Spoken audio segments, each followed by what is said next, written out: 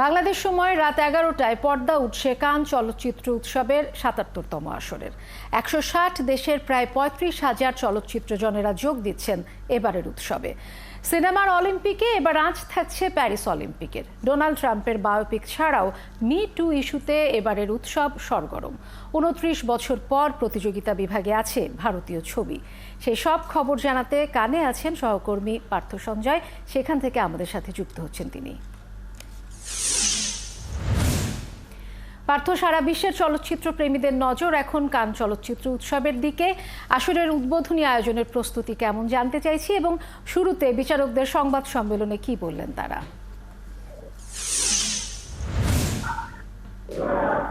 ধন্যবাদ বুশরা। আর মাত্র ৩ থেকে ৩.৫ ঘন্টা সময় পর কানের ৭৭তম আসরের পর্দা উঠবে এবং জ্ঞান থেতা লুমিয়েরের সেই উৎসব, উদ্বোধনী আয়োজন সেটি অনুষ্ঠিত হবে। এবং তারপর উদ্বোধনী ছবি, যদিও সেটা কম্পিটিশন বিভাগে নয়, দ্য সেকেন্ড অ্যাক্ট ফরেছি নির্মাতা কোয়েন্টিন বুপিওর দিয়ে সেটি উদ্বোধনী ছবি হতে যাচ্ছে। কিন্তু মাত্রই যেটি হলো সেটা হচ্ছে সংবাদ সম্মেলন। এই সংবাদ সম্মেলন কাদের? এবারের কান উৎসবের প্রতিযোগিতা বিভাগের জুরিদের সংবাদ সম্মেলন। এবং সেই জুরিদের নেতৃত্বে কে আছেন? তিনি হচ্ছেন বারবি সিনেমা খ্যাত কথা বলেছেন।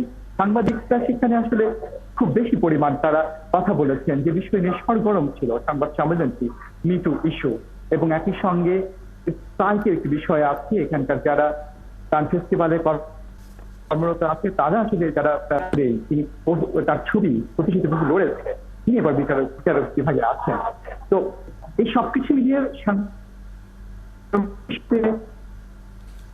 পার্থ সঞ্জয়, অনেক ধন্যবাদ আমাদের সাথে যুক্ত হবার জন্য। দর্শক, কান থেকে আমাদের সাথে যুক্ত হয়েছিলেন সহকর্মী পার্থ সঞ্জয়। আর কিছুক্ষণ পরেই পর্দা উঠতে যাচ্ছে কান চলচ্চিত্র উৎসবের শেষ মুহূর্তের আয়োজনের খবর জানাচ্ছিলেন তিনি।